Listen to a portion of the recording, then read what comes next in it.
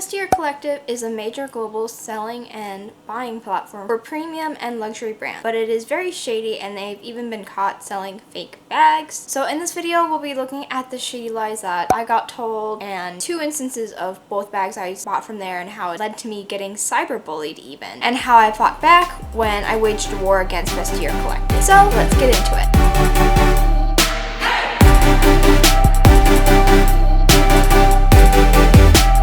Feel free to stretch and listen to this video like a podcast because it's gonna be long. I've been putting off making this video for a really long time because there were other videos I wanted to release first and new ideas kept coming up, so I thought those should have taken priority over this. And I was also dreading how long the record time of this video was gonna take because I know this was gonna be a long story. And it's a long story, I always wanted to save for another day. And today's that day. I was also a little bit hesitant because I knew making this video was gonna be dredging up a lot of the feelings I had when I went through the first half of 2021, and I knew I was gonna partly relive them when I talked about what happened, but regardless, I thought it would be an interesting story to share, and I hope to caution people about Vestiare Collective. And total disclaimer that these are my own personal experiences. So without further ado, grab some popcorn.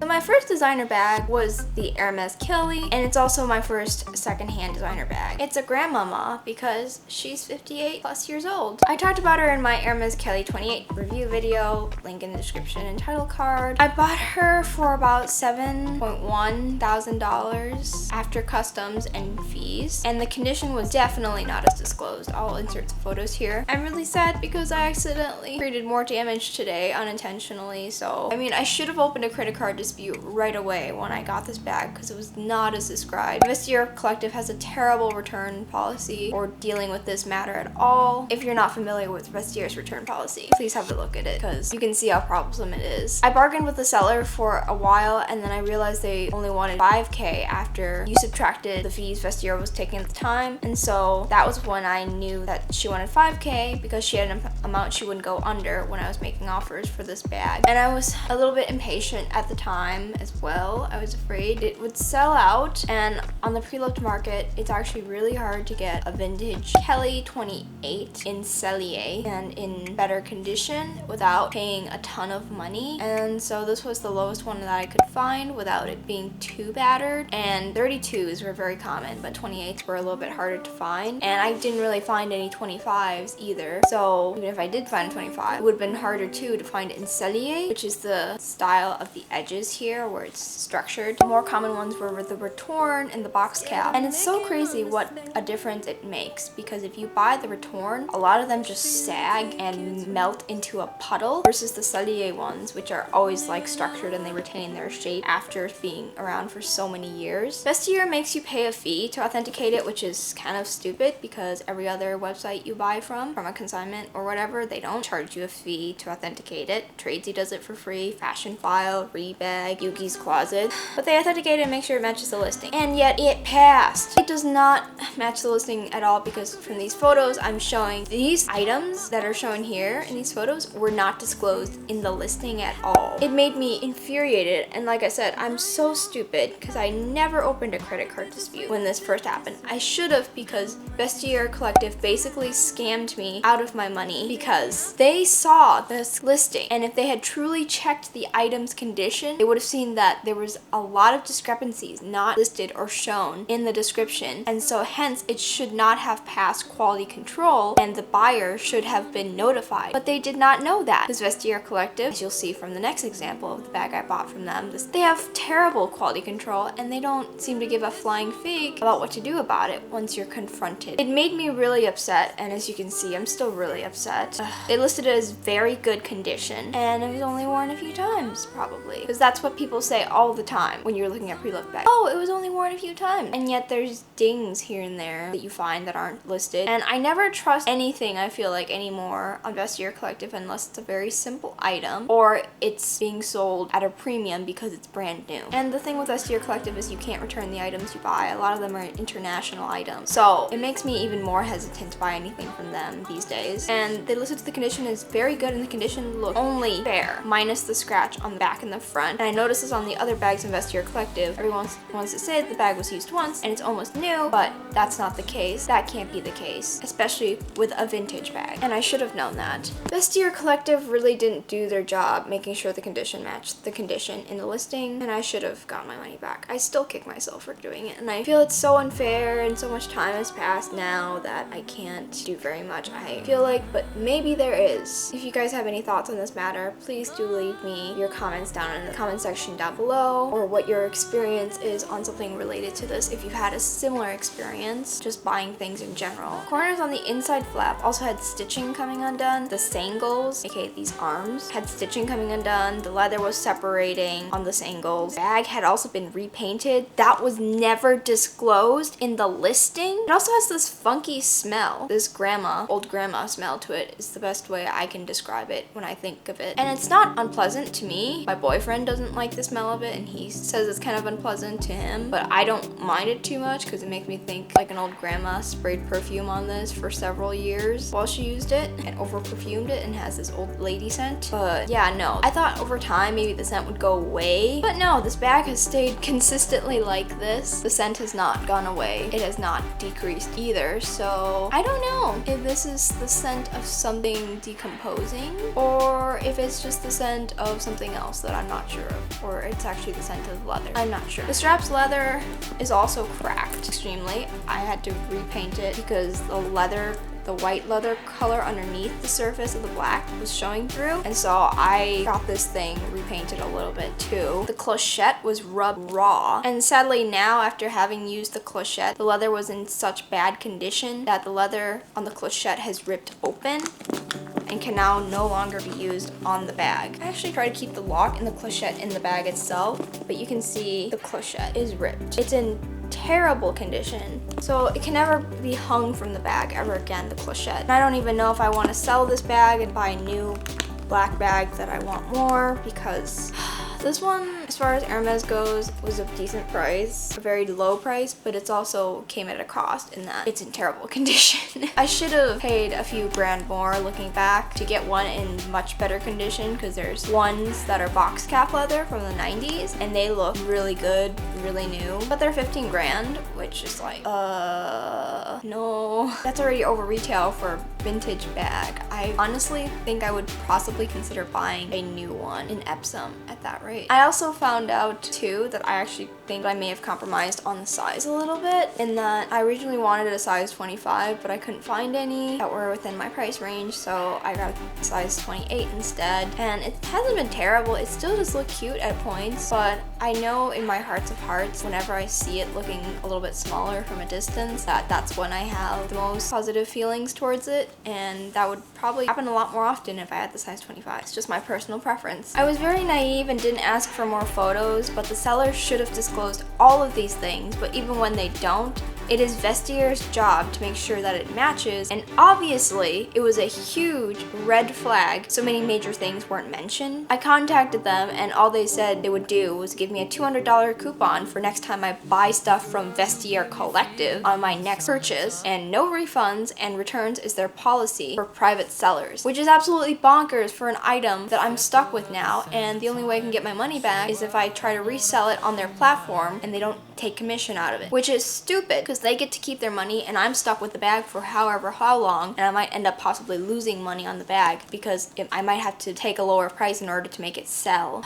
And that's actually what happened with the next bag I'm gonna talk about. You think I would have learned from this experience, but no. I went on to buy another freaking bag from them, and this is the story of it.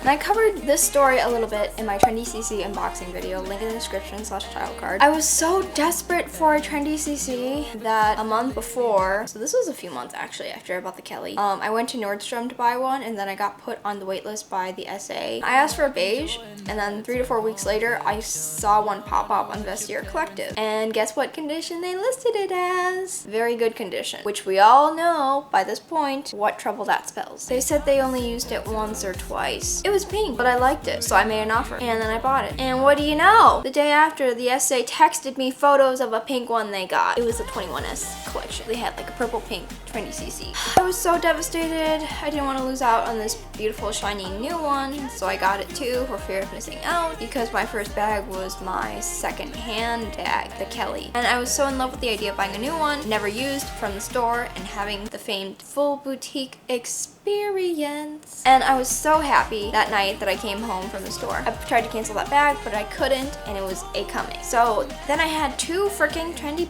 CC's bags, and the old one was from 2017 on Vestiare Collective. So the differences between the two was kind of evident. I was incredibly nitpicky, trying to justify to myself that the new one was better, but I honestly liked the color of the old one more. Once again, I found things on the old one that weren't listed in the listing. I found crease lines under the flap that was not disclosed, and you can really see it from the photo. Edges in the lamb and chain were ragged and slightly dirty, slight staining and wear to the inside of the handle holes. The new one had shiny, easily scratched, puffy leather, but the old one had not as puffy quilts, matte, and buttery soft leather. It was probably the softest Trendy CC I've touched, and I've touched 3 of them because I've gone through 3 Trendy CCs, and the one you see behind me is actually my 3rd one. Oh my gosh. I talk about lambskin versus caviar and my experiences with lambskin in that video. So if you haven't checked it out already, go check it out. It's on my channel. And if I remember, I'll try to link it in the description and title card. The other 2 Trendy CCs, the first 2 I've tried, have just been okay in leather. I don't think it's a general rule that lambskin is buttery soft. I mean,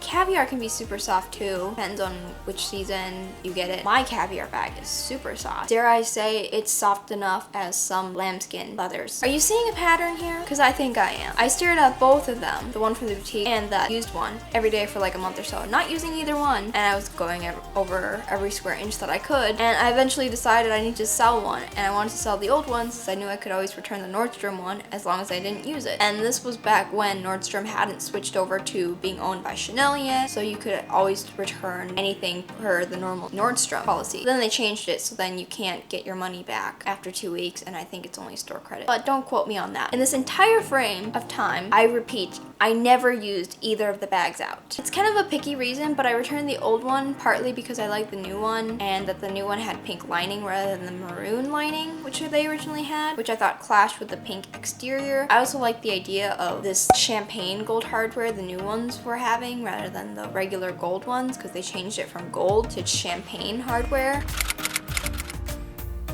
I posted it on an online selling Facebook group as well as on Vestiare, and within the first 3 days. And so when I did that, Vestiare Collective couldn't collect commission for when it sold, and I relisted it at the price that I bought it, and there were so many freaking lowballers. And once you said no to them and you try to negotiate up from the price, lowballers would not negotiate up. They would just stay there, and it's like, okay, you're not serious about buying this. It's annoying. I mean, I'm guilty of doing that too, but I will move up in my pricing whenever I try to negotiate with someone. It's like bartering. You don't just set one price when you barter with someone and you don't go up. You barter at a lowball price and then you move up until a price that is reasonable or meets somewhere in the middle for both of you guys. You don't just offer, let's say, $100 on a $1,000 item and you keep offering $100 when the other person lowers their offer down to $800. And that just baffles me. Oh, I hate selling stuff. And another reason I hate Vestiare Collective is that people make terrible offers, and so even if you accept one within your price range, they're not obligated to be binded to that offer. They can ghost you and not even buy it. Absolute waste of time. On other sites, you can make an offer and it is binding if the seller accepts. This occurs on Mercari, this occurs on eBay, this occurs on Poshmark, though eBay is a little bit more lenient because they might accept your offer and you're kind of into the sale, but you have a few days to pay. But it's like you immediately go towards payment when the offer is accepted, which is how it should be. Anyways, I won't be listing the private group I listed on to sell for privacy reasons, but I listed photos and put the link to the Vestiare Collective listing, and I told them to DM me because I don't get notifications when people comment on Facebook. I turned that off a while ago because they were getting pesky. And a lady on Vestiare messages me and buys it, long story short. And all she asked me was if it was in good good condition? And I said yes, via the photo. Keep this in mind. Vestiare also has a 7-day shipping policy, so if it's not shipped within 7 days, the buyer gets refunded. And I was also really sad letting go of the old Trendy CC because at that point I was still tossing up between those. Keep in mind, I've been tossing up between these two colors in the same bag for like over a month and I still couldn't decide. And I love the color, and even at the last moment I was still just fighting myself if I should return it, if I should sell it or return the Nordstrom one. I kept debating. I debated telling her that I was going to call off the sale, but eventually at the last day that I was supposed to ship it, I decided to ship it out. It's not good practice to ship things out the last day, but you know, I was still within the policy, so it was still valid.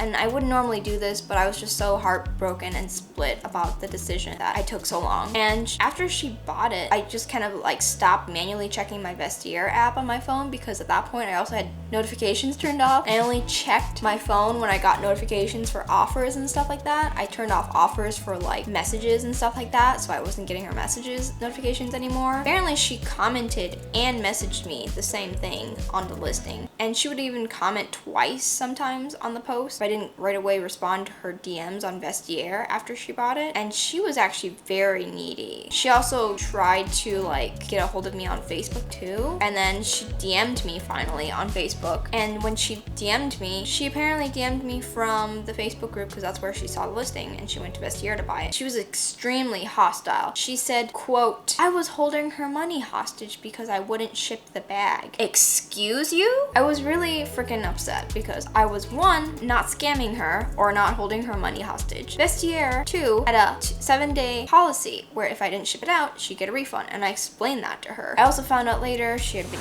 commenting on the post in the private group too, but I didn't know she was trying to get in contact because I didn't get any notifications on, which is why I wrote on the post of the bag that you should DM me. People don't follow instructions whenever I write that on my things because they think, oh, I'll just comment on this, she'll respond, and you just have to be at the mercy of whether or not I check my Facebook that day. And if I don't, then you're not gonna get a response. That's why I say DM. I told her I already shipped it, and according to the policy, if I didn't ship it within 7 days, it still would have been refunded. Honestly, she could have been a Karen, if you know what the Karen memes are. So I packed the bag in multiple layers for shipping in the dust bag. Bag went, and then that went into the Chanel box with tissue cushioning around it, and then inside the packaging box with paper in it too to keep the Chanel box from sliding around in the packaging. So there's like 4 layers of insulation for the bag right now. And then Vestiare came back and said there was damage to the corner of the bag when they were quality controlling it after I shipped it out for a few days.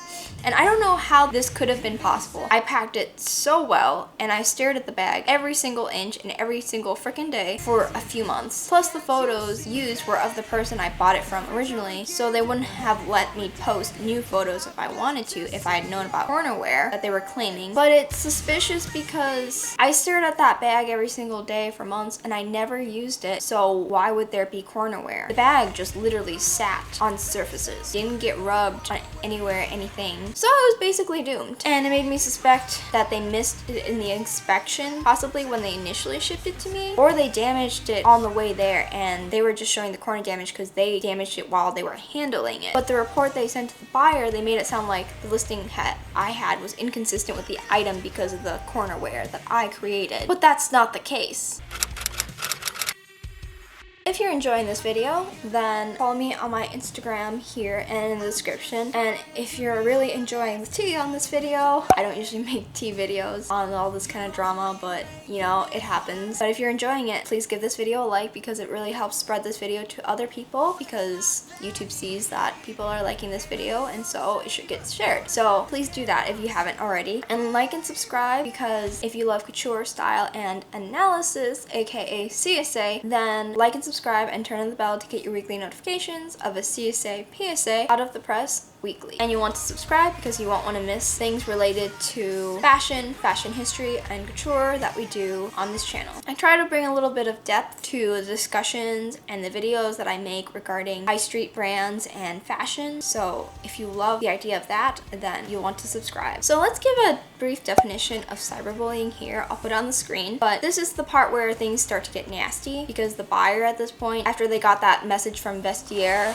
about the cornerwear and they suggested you can proceed to continue with this sale or cancel it. She decided to cancel it, so the sale didn't get through, and then it was still in Vestiare Collective's possession at this point. And she made a public Facebook group post about how grateful she was for Vestiare Collective connecting with her and warning her about this because they stopped her from being tricked and scammed by me. Boo-hoo. And it was actually really immature of her, I think, where she was a middle-aged lady who had kids and she was spreading gossip like that on an online internet forum. And then the people in the comments were automatically on her side. I mean, there's always two sides to a story. I always try to be upfront and honest about my side of the story. And I mean, I am a stranger to you, but I wouldn't be making this video otherwise unless I was telling the truth, because there's really not really any gain for me to be making up this kind of story. The fact she was doing that just blew my mind, and then the fact that people were so quick to side with her just shows you how quick some people are to take sides even though they don't know the whole story. And some people also told her to contact the admins of the group to take me down, and honestly I didn't even know there was even cornerwear, and I could have sworn that there was not cornerwear, and I never saw any such thing, and if I did I would have shown it in the photos. And there was also a comment from one person such as jail her. Another person said she probably wore it out all the time, and this was from the author herself, and she was literally making a point to respond to every single person who commented something negative about me on her post. And it seemed like she was looking for victim validation because she would respond to every single comment and seemed to enjoy bashing me. I literally felt so publicly humiliated when I saw that one day when I went on the group, and it was just a bunch of strangers. People can be really mean. I'm a very sensitive person, and I cried so much at the mean comments because I felt framed for a crime I didn't do. And so many ladies on that group and in this community of fashion can be so catty and nasty. You know who you are. I was so tempted to respond to her post and explain everything, but I was afraid to come forward lest I got attacked by her and everyone else commenting on the post who was probably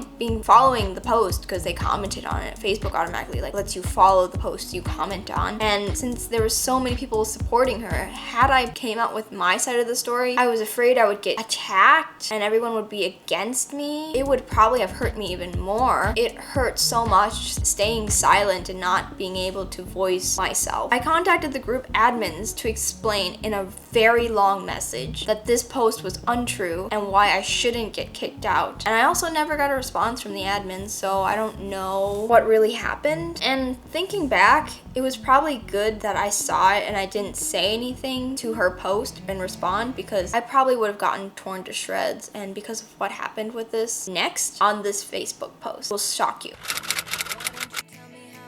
With waging war against Vestiare Collective, a friend of mine suggested that I file a dispute. When I called her that day when I was so distraught over this, I didn't know what to do. She said I should try doing that, and I didn't know why I didn't do it sooner. And actually, this was probably the best suggestion I could have gotten from her. And my boyfriend at the time too was telling me, you shouldn't do this. And yeah, I mean, I believed him entirely, and then my friend suggested that I just try it. And because it really did seem like the listing was not as described and their quality control had been inconsistent with me compared to her. And so there were things that they had let slip through the cracks, and this was the best thing that could have happened, because I mean, even if it didn't work, it's fine, but it went as it is. And I filed a credit card dispute, and the reason was because of Vestiare's quality control being inconsistent with the item I actually got, because things were definitely different and not as disclosed. I wrote a long PDF with photos, annotated photos and captions. It was like a novel. It was very professional and well written, and honestly I should have done it sooner, because I don't know why Vestiare gets away with such BS. They are a terrible company. Vestiare came back and said, of course, that they were not in the wrong, and so Chase had to then go and investigate. After many months, this was probably like 4 months or 5 months at this point, when I finally got the results of the dispute and I got my money back. I was so anxious the entire time because I didn't know if this process would work or be accepted, because it was a huge sum of money. If it didn't sell or I got my money back, I would be stuck with it for who knows God how long with this item, if it ever sold. Plus, people on Vestiare Collective are terrible. They're just low ballers. They're trying to get a deal. I understand a lot of people who buy pre-loved are trying to get a deal, but it doesn't mean you should lowball people and waste their time. Another happy thing that happened is that the bully's post, I'm calling her the bully, aka this Karen lady, got her post taken down a few days later after it was posted. So I don't know if the admins like saw my message and then responded and enacted action this way, or she took it down. I don't know who did, but I was so happy. It could have been the bully herself. I think that was unlikely. It could have been an admin. I searched her, found out because I searched her name in the group and I couldn't find the post that was written by her. It was taken down. But I did find that she was busy with other activities in the group, and her most recent activity in the group showed that she was commenting on other people's posts, multiple other people's posts, about her sob story about this bad Vestiare Collective experience where her first seller she bought from didn't ship, and her second time she bought from Vestiare Collective, me, tried to lie to her about the things she bought. So it really seemed like she just wanted validation, sympathy, and attention from these strangers by showing how terrible things were she's experienced. So I finally got my money back now, but now I have 2 bags and I didn't know what to do with them. So I wanted to release the bag that was still stuck at Vestiare Collective in their New York warehouse now and have it arrive home until it's sold, because after it got shipped there and the buyer didn't want it and canceled the sale, it was still there. But I contacted them and they said I couldn't release the bag without losing the listing, and if I did, Vestiare would have to earn 25% commission if I ever applied to get it relisted again, which was like infuriating because it's like, so this buyer didn't want to buy the item after this little minor thing, and now Vestiare at least won't even give me my bag back, and now I have no bag and I have no money and I have to wait for God knows how long until this bag gets sold before I get my money back. So it's like, what the heck? But I mean, at least I got the credit card dispute money back, so I mean, it wasn't a total terrible thing, but it's like, I just want to get rid of this bag now that's been associated with so many bad things and I don't want it. So I was kind of stuck in the middle. I had to wait for months again after that for another buyer, and I finally found one, funny enough, who had the same name as this first lady who complained about my bag. So I don't know if it was the same lady that bought my bag. I don't think I should disclose the name, but it's the same name, so maybe suspicious. I mean, I was still not happy with the 21S collection 20cc I got from the boutique because it was purple, as I talked about in my previous unboxing video. Maybe I'll link it in the description here, where I stated I bought the same bag 3 times. I was hoping that after many months I would come around to that color, but I knew from the start that I could never see myself loving the color if it wasn't love from the first start. And I don't know how I knew, but I just knew that I could never be content with this purple because it looked purpley. So eventually I started looking to find a third Trendy CC, and I returned that one to the Nordstrom boutique. It was heartbreaking because then it was like I had no bag and I just went through all of this trouble to lose everything and go back to square one where I didn't have anything at all. But eventually, you know, I actually did find one not too long after I returned that Nordstrom one, and it was from a seller in Singapore. And Singapore is, you know, known for having a lot of resellers, so it was a little bit marked up higher than it normally was. I paid a lot for this bag actually, after shipping, PayPal fees, unexpected customs and duties from international shipping, which I was not happy about. The total of this bag was well over $6,000 by the time that I received it. But it's at least in a color that I like now. If I had been smarter with my initial purchases and not trusted Vestiare Collective or bought something pre-loved, maybe I would have gotten to this point where I wouldn't have had to go through months of trial and error and worrisome things to get this item finally. But I think now, if I were to buy anything pre-loved again, it would have to be from either a reputable reseller who can clearly send photos, because I don't trust private sellers anymore. Not after the experience I went through with the Trendy CC and that first Trendy. I also don't know if it was maybe that or Vestiare Collective, but I don't trust either of them anymore. I don't know if I could ever have that trust in a private seller again. I don't know if I could ever have that kind of trust buying a bag that was used from Vestiare Collective again, unless it was brand new and the condition states never worn. I am eyeing a bag right now that doesn't say never worn. It says very good condition, which I'm very suspicious about now because of what I've experienced, as I've told. But it says it's never been worn in the description. The item looks pretty new. I mean, it has the receipts and everything, but there's no hardware stickers on it, which makes me suspicious as well. But that's definitely something I have in the horizon. It's a happy ending because I ended up with something I wanted, but at the same point, I did have to pay through the nose for this because after taxes, this bag is like $6,000 when I bought it from the boutique, but when I paid it from the Singapore reseller, and this was a pre-love bag, it cost me like $6,800 or $7,000 after customs, duties, PayPal fees, and the initial cost was only like $6,000 or $58,800.